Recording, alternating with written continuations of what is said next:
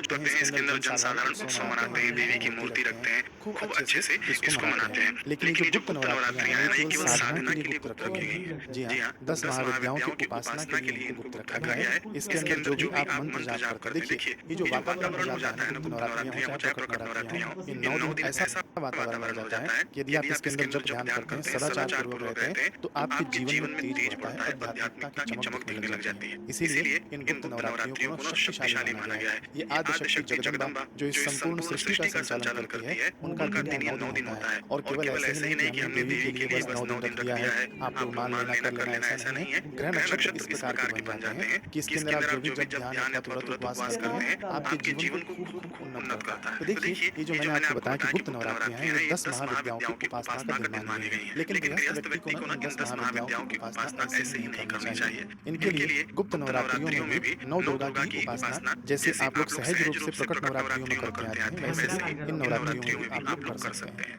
ठीक है ना? जो गृहस्थी हैं वे लोग 10 महाविद्याओं का मंत्र जाप करने, रील वगैरह में देख के लोगों ने जो बताया है, आप लोग घर में देखकर मत जप करने लगना 10 महाविद्याओं के मंत्र। ठीक है ना? आप लोगों के लिए ये जो गृहस्थी वाला जो जीवन है, इसके अंदर नौ दुर्गा की उपासना की जाएगी, चाहे गुप्त नवरात्रि हो, चाहे प्रकट नवरात्रि हो। फिर भी ये जो नवरात्रियों की जो विशेषता है गुप्त नवरात्रि की, इसके अंदर 10 महाविद्या की उपासना है।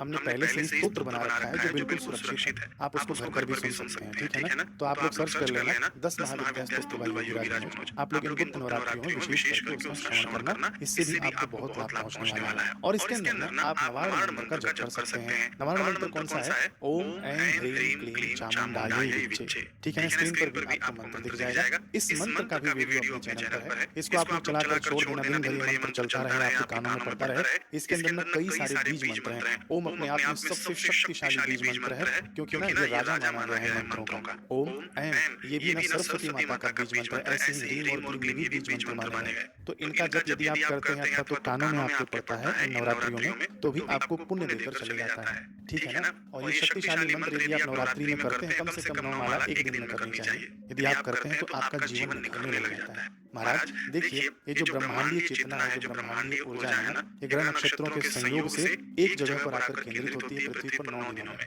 जो साधक इसका लाभ ले लेते हैं, इसके अंदर जब ध्यान कर लेते हैं, जो भी साधक इसके अंदर व्रत उपवास कर लेते हैं, उनका जीवन सच में उन्नत हो जाता है। दुर्गा सप्तशती का भी पाठ हिंदी में किया गया है, आप लोग उसको चला लेना और उसको सुन लेना। देखिए अब लोग बोलेंगे कि इसका नियम क्या होता है। देखिए हिंदी में यदि आप पाठ करते हैं तो उसका कोई भी नियम नहीं है, लेकिन यदि आप शुद्ध संस्कृत में पाठ करते हैं, ठीक है ना, और यदि आप प्रीत्यर्थ करते हैं यानी देवी की प्रसन्नता के लिए करते हैं, तो भी कोई नियम नहीं है। ठीक है ना? यदि आप कोई अनुष्ठान कर रहे हैं 9 दिनों में, ठीक है ना, तब आपको पूरा जो दुर्गा सप्तशती है उसके नियम के अनुसार पाठ करना चाहिए। बाकी माँ की प्रीति अर्थ है ना, इसलिए आप जब करते हैं पाठ करते हैं तो इसके लिए कोई भी नियम नहीं है, कोई भी नुकसान नहीं है। ठीक है? तो हिंदी वाला हमने अपलोड किया गया है जो सबसे सुरक्षित है, आप लोग इसे 9 दिनों में सुन सकते हैं। एक दिन में आप पूरा सप्तशती का पाठ सुन सकते हैं उसको चलाकर। ठीक, अब इसके अंदर आपको ध्यान देना है कि भले आप व्रत उपवास करें तो अच्छी बात है, नहीं भी करते हैं तो भी आप अपना जीवन इन 9 दिनों में शुद्ध और सात्विक बनाकर रखना। शुद्ध सात्विक बनाकर रखने के लिए ना हो सके तो सात्विक आहार भी ग्रहण करना। ठीक है ना? जैसा भी आपको उचित लगे वैसे करना, लेकिन अपना जीवन सात्विक बनाकर रखना चाहिए। जो लोग कुंडलिनी शक्ति के साधक हैं, उपासक हैं, वे लोग उस महामाया को जागृत करना, सहयोग देना है ना, समय निकालकर उसका अभ्यास करना। जो भी आपकी कुंडली जागृत में जो भी अभ्यास आप करते होंगे इन 9 दिनों में विशेष करके करना चाहिए। ठीक है ना? अच्छी अच्छी क्रियाएं होंगी, अच्छे अच्छे योग शुरू हो जाएंगे, लेकिन ज्यादा क्रियाएं होंगी इन 9 दिनों में तो आप घी का सेवन जरूर करना। तो कुल मिलाकर ये नवरात्रि ना माँ का वरद हस्त है। जैसे सांसारिक माँ हमको अपने गर्भ में 9 महीने तक रखकर हमारा पालन करती है, पोषण करती है और हमको इस योग्य बना देती है कि इस संसार में आकर हम ईश्वर प्राप्ति के लिए लग जाएं। ठीक है ना? ये तो सांसारिक माँ हमको करती है, लेकिन ये जो साल भर में जो 4 नवरात्रियां आती हैं ना, ये 9 दिन नहीं, जैसे कि हमारी माँ ने हमको 9 महीने रखा, ऐसे माँ हमको 9 दिन तक अपने वरद हस्त में रखकर हमारा लालन पालन करती है, हमारा पोषण करती है और ईश्वर के रास्ते चलाने के लिए और हमें योग्यता प्रदान कर देती है। तो ये 9 दिन ना माँ के गोद में रहने का प्रयास करना, माँ को खूब सहयोग करना।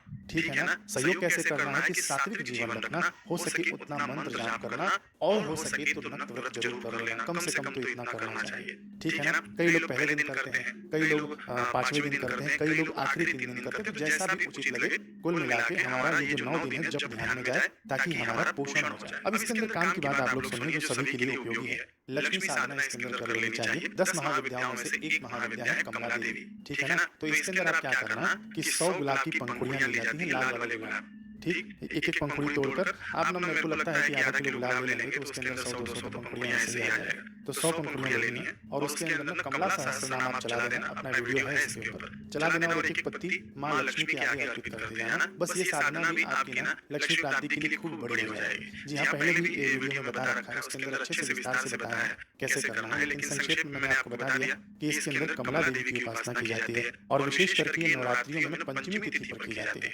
यदि आपको समय मिले पंचमी तिथि पर तब आप कर लेना, यदि आप भूल जाएं, यदि अथवा तो आपको कोई समय नहीं मिले तो आप इन 9 दिनों में कभी भी कमला देवी की उपासना कर सकते हैं, है ना। कमला सहस्त्रनाम ये अपने चैनल पर डला हुआ है, उसको चला लेना, एक-एक गुलाब की पंखुड़ी माँ के आगे खूब श्रद्धा भाव से अर्पित करते जाना। अब आगे भी सुनिए, मान लीजिए कि किसी के पास इतना सामर्थ्य नहीं है कि सभी लोग गुलाब खरीद सकें, अथवा तो हर जगह तो फूलों का मार्केट नहीं होता है, तो वहाँ इतना सारा गुलाब भी नहीं मिलेगा, तब हम क्या करें? शास्त्र यहाँ पर कहते हैं कि आपको मानसिक पूजन भी कर लेना चाहिए। आप ना मानसिक पुष्प चढ़ा देना, है ना। 1000 पुष्प आप ऐसे ही मानसिक रूप से माँ कमला के आगे अर्पित करते जाना, लेकिन वो सहस्त्रनाम चला देना, कमला सहस्त्रनाम, ठीक है। ऐसे बैठ जाना, मन ही मन भावना करना कि हमारे सामने माँ का फोटो रखा है, अथवा तो साक्षात माँ ही बैठी हुई है ना, कमलासन पर कमल के फूलों पर ऐसे वरद हस्त किए हुए, और हम मन ही मन उनको पुष्प चढ़ा रहे हैं, लाल पुष्प। अब देखिए, मन से ही चढ़ाना है तो लाल कमल के पुष्प चढ़ा देना 1000, ठीक है ना। क्योंकि ये जो मानस पूजा है ना, इसकी खूब महिमा है, केवल इसे कल्पना नहीं समझना चाहिए,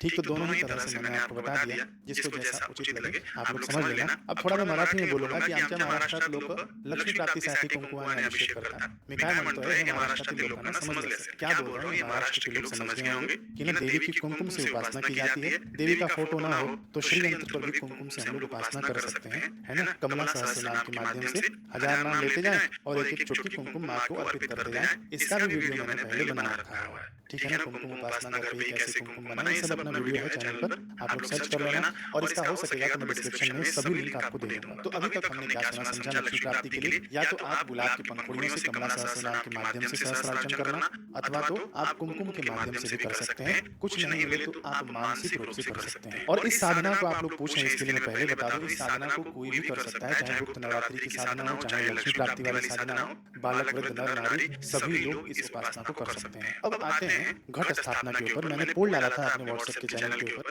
कि कितने लोग घट स्थापना करते हैं, तो बहुत कम लोगों ने बताया कि हम घट स्थापना करते हैं। लगभग 200-250 लोगों ने कहा कि हम लोग घट स्थापना करते हैं, ठीक है ना, गुप्त नवरात्रियों में। तो इसके लिए भी मैं यहाँ पर आपको समय बता देता हूँ ताकि आप सभी के लिए सहूलियत हो जाए। लेकिन एक बात का आप लोग ध्यान रखना कि अमावस्या तथा रात्रि काल में घट स्थापना नहीं करनी चाहिए, ठीक है ना। रात्रि काल हो जाए, संध्या काल शुरू होने वाली, वहां पर घट स्थापना नहीं की जाती है। अमावस्या तिथि पर भी घट स्थापना नहीं की जाती है। घट स्थापना देवी शक्ति का आवाहन है, यानी एक घट में आपने उस ब्रह्मांडीय ऊर्जा को केंद्रित कर लिया है ना, इसलिए घट स्थापना की जाती है। वह अपने घर में रहती है, ये 9 दिनों तक यह ऊर्जा, यह चेतना, दैविक शक्ति अपने घर में कलश के माध्यम से रहती है, इसीलिए अपना घर फलित होता है, फलित होता है, ठीक है ना। ये घट स्थापना की महिमा है। उसके अंदर समस्त तीर्थों का आवाहन किया जाता है, देवी देवताओं का आवाहन किया जाता है। आवाहन तो ठीक है, और सहज रूप से ही माँ का आवाहन, ब्रह्मांडीय ऊर्जा उसके अंदर आ जाती है। तो ये घट स्थापना की महिमा होती है। तो जो लोग करना चाहते हैं उनके लिए मैं बता दूं कि प्रतिपदा तिथि ना 14 तारीख को शुरू होगी दोपहर के 3:12 तक। तो वहां पर तो दोपहर के बाद होगा ना,